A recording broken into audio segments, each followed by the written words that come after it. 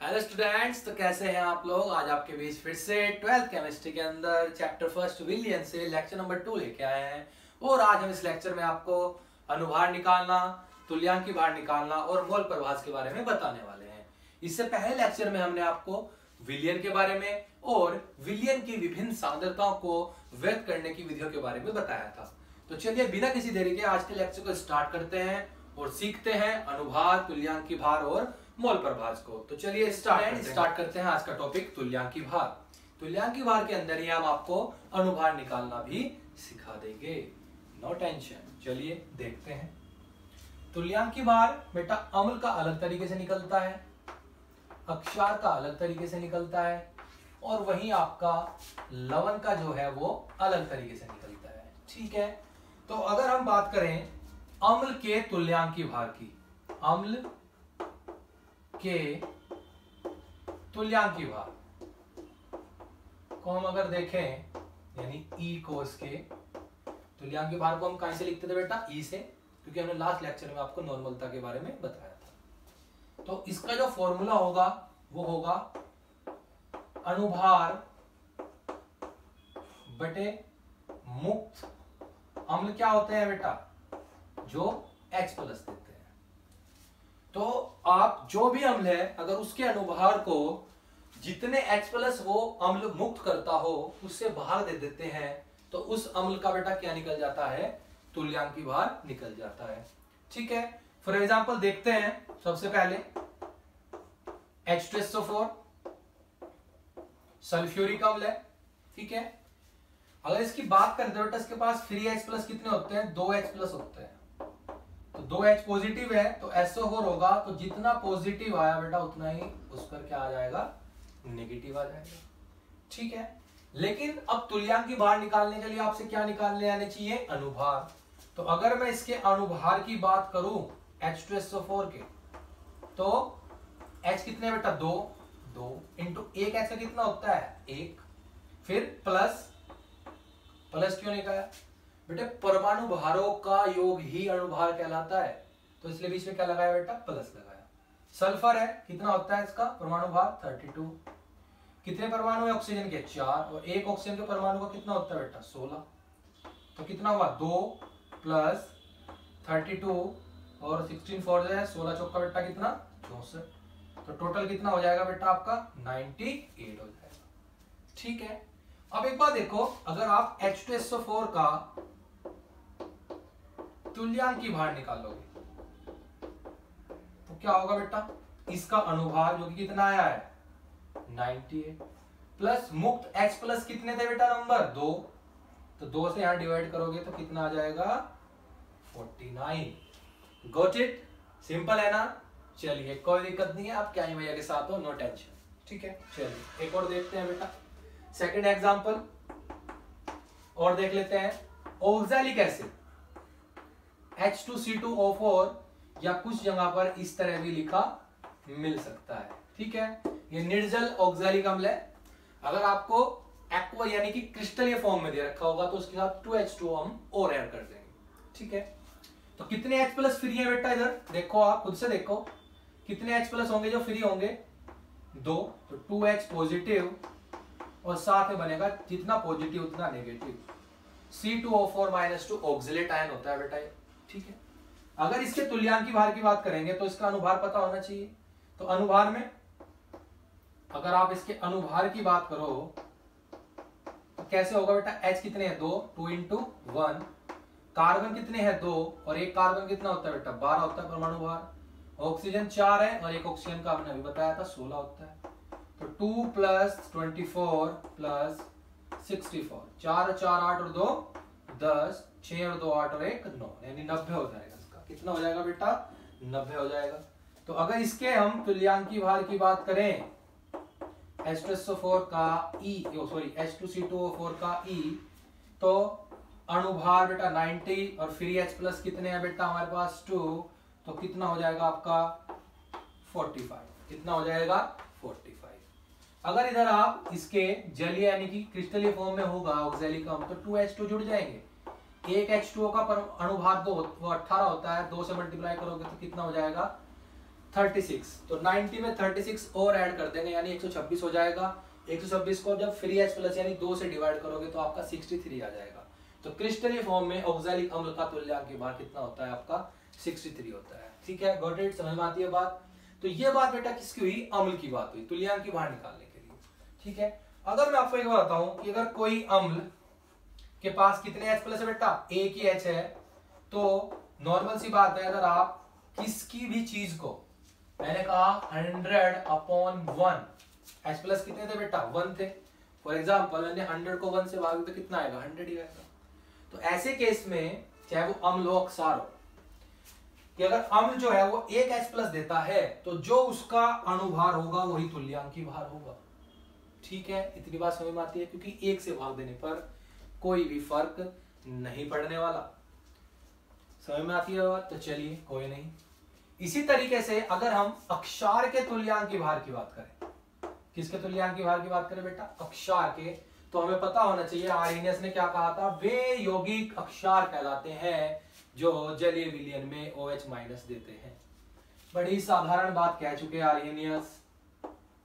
ठीक है, तो OH माइनस क्या अंतर आया कि अगर अणुभार को अक्षार के उसके मुक्त OH माइनस से डिवाइड कर दोगे तो बेटा आपका क्या निकल जाएगा, उस अक्षार का तुल्यांकी भार निकलकर बाहर आ जाएगा।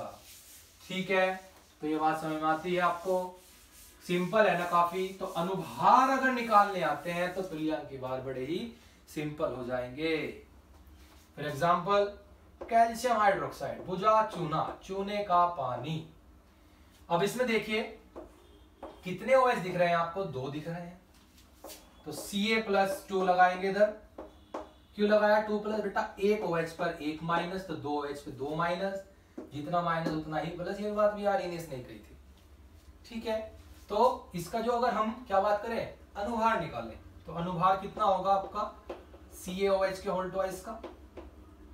अनुभार Ca का कितना होता है बेटा 40 प्लस ये 2 है, सब बाहर लिख लीजिए। कितने ऑक्सीजन अंदर 1, तो 16 होगा। हाइड्रोजन का कितना होगा बेटा 1, तो 14 प्लस 2 इंटू 17 यानी 34 और 40 कितने हो जाएंगे आपके 74 हो जाएंगे। ठीक है, अगर इसके तुल्यांकी भार की बात करूं, इसके अगर तुल्यांकी भार की बात की जाए तो क्या होगा, अणुभार कितना है बेटा 74, मुक्त OH माइनस कितने हैं 2 से डिवाइड करते कितना आ जाएगा, 2 तिया 6 और 2 सते 14, तो 37 आ जाएगा। कितना आ जाएगा 37 आ जाएगा। ठीक है, इतनी बात समझ में आती है।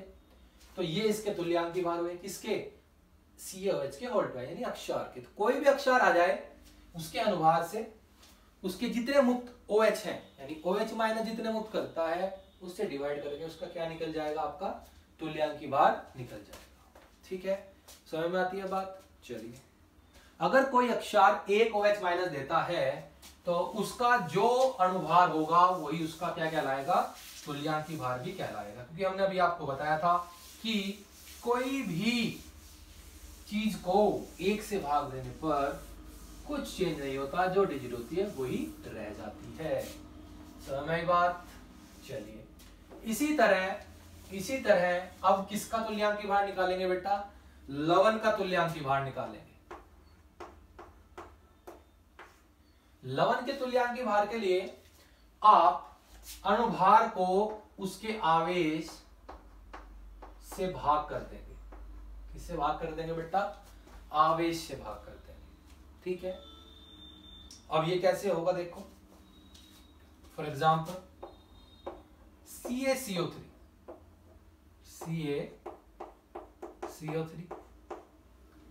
ठीक है, तो CaCO3 का आपको चार्ज मालूम होना चाहिए। यहाँ पर कैल्शियम 2 इलेक्ट्रॉन त्यागता है इसलिए उसके +2 आता है, क्योंकि उसके साथ कार्बोनेट जुड़ा हुआ है तो उसमें कितना होगा बेटा -2, जितना प्लस उतना ही माइनस।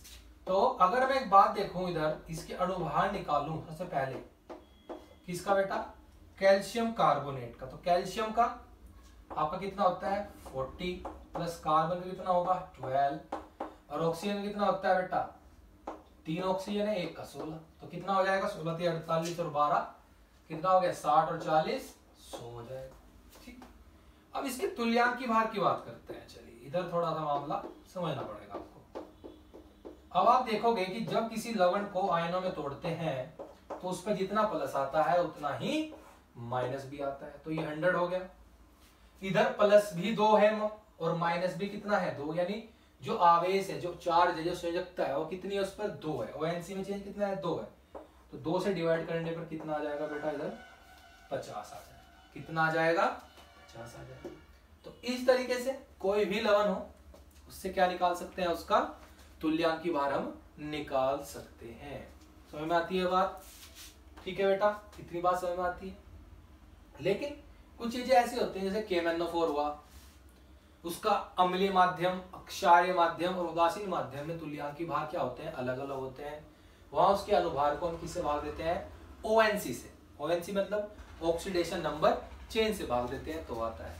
ठीक है, तो इसी तरीके से तुम्हें ध्यान रखना है, वो चीज आप यूज करोगे बेटा किधर, टाइट्रेशन के अंदर।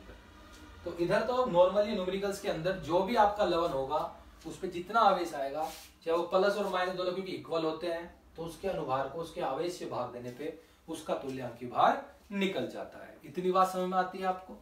तो ये हमारे अनुभार और तुल्यांकी भार के कुछ टॉपिक हुए। ठीक है, इसी तरीके से अगर आप देखेंगे तो कुछ भी इस वाले फॉर्मूले से जो मैंने आपको बताया, कुछ भी यानी किसी भी अम्ल हो या अक्षार हो या कोई लवण हो, उसका तुल्यांकी भार निकाल सकते हैं। लेकिन शर्त क्या है, शर्त बताई दी ना अभी, अनुभार याद होने चाहिए, अनुभार निकालने आने चाहिए। और अनुभार निकालने के लिए क्या करना पड़ेगा बेटा, परमाणु भार। अगर नहीं निकालने आते तो हमारे चैनल पर आइए और आप उधर देखिए कि प्रिंट डाल रखी है हमने अनुभार निकालने की और परमाणु भार की लिस्ट डाल रखी है। ठीक है, तो चलिए अब देखते हैं जो सांद्रताओं को व्यक्त करने की विधियों के अंदर हमारा एक टॉपिक रह गया था जिसका नाम क्या था, मोल प्रभाज, उसे देखते हैं। तो चलिए, बहुत इंपॉर्टेंट टॉपिक है मोल प्रभाज, या इसे अंश भी कहते हैं, मोल अंश। क्या कहते हैं बेटा, मोल अंश। और इंग्लिश में से बोलते हैं बेटा मोल फ्रैक्शन, मोल फ्रैक्शन। ठीक, मोल फ्रैक्शन क्या है, विलयन में उपस्थित किसी अवयव के मोल। ठीक है, चाहे बेटा वे तो विलय के मोल हो, ठीक है, चाहे वो विलायक के मोल हो। ठीक है, विलयन में उपस्थित किसी अवयव के मोल, चाहे तो बेटा विलय या विलायक के। ठीक है, तथा विलयन में उपस्थित कुल मोलों की संख्या का अनुपात ही मोल प्रभाज कहलाता है। क्या कहलाता है बेटा, मोल प्रभाज। ठीक है, दोबारा बता रहा हूं, विलयन में उपस्थित किसी अवयव के मोल, चाहे विलय के हो या विलायक के, तथा विलयन में उपस्थित कुल मोलों की संख्या का अनुपात ही मोल प्रभाज कहलाता है, तथा विलय और विलायक के मोल प्रभाज का योग हमेशा 1 के बराबर होता है। ठीक है, याद रहेगी इतनी बात? तो चलिए देखते हैं। हमने माना विलय के मोल, इस बात को ध्यान रखना, अगर आपको किसी भी क्वेश्चन के अंदर मोल प्रभाज निकालने हैं तो आपको उसके मोल पता होने चाहिए। ठीक है, तो कितने हो गए बेटा, हमने मान लिया कि मोल प्रभाज कितने हैं विलय के, वो मोल Na है। ठीक है, फिर माना विलायक के मोल बराबर Nb, कितने हो गए बेटा, Nb हो गए। अगर मैं बात करूं कुल, यानी कि विलयन के मोल की बात करें, किसके मोल की बात करें बेटा, विलयन के मोल,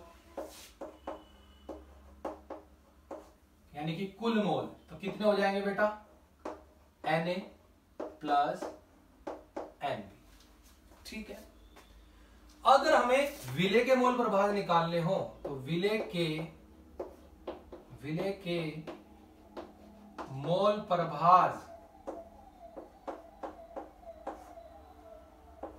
काई से लिख देते हैं, एक्स से काई बोलते हैं बेटा, XA बराबर, तो हमने क्या कहा था कि विलयन में उपस्थित किसी अवयव के मोल प्रभाज, अब विलय के निकाल रहे हैं ना, तो जिसके मोल प्रभाज निकाल रहे होते हैं उसके मोल ऊपर, तो विलय के मोल कितने हैं बेटा, Na।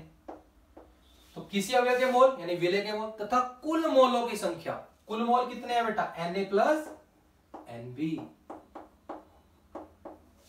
तो ये क्या हो गया बेटा? विलय के मोल प्रभाज हो गए। इसी तरीके से अगर आप विलायक के मोल प्रभाज की बात करोगे Xb यानी Kb, तो विलायक के मोल ऊपर और अपोर में बेटा टोटल मोल आ जाएंगे। इतनी बात समझ में आती है? तो विलयन में उपस्थित किसी अवयव के मोल, विलय या विलायक, तथा विलयन में उपस्थित कुल मोलों की संख्या का अनुपात ही क्या कहलाता है बेटा? उसका मोल प्रभाज कहलाता है। क्या कहलाता है? मोल प्रभाज। और हमने अभी आपको बताया था कि XA प्लस XB बराबर कितना होता है आपका? 1। ठीक है, तो विलय और विलायक के मोल प्रभाज का जो योग होने वाला है वो कितना होने वाला है आपका? 1 होने वाला है। ठीक है, तो आज की वीडियो में इतना ही। नेक्स्ट टॉपिक में हम जितनी भी सांद्रताएं पढ़ाई थी उन सब के न्यूमेरिकल्स लेके आएंगे। ठीक है, तो आज के लिए इतना ही होगा गाइस। वीडियो अच्छी लगे तो वीडियो को लाइक करें, शेयर करें और चैनल को सब्सक्राइब करते रहें। धन्यवाद।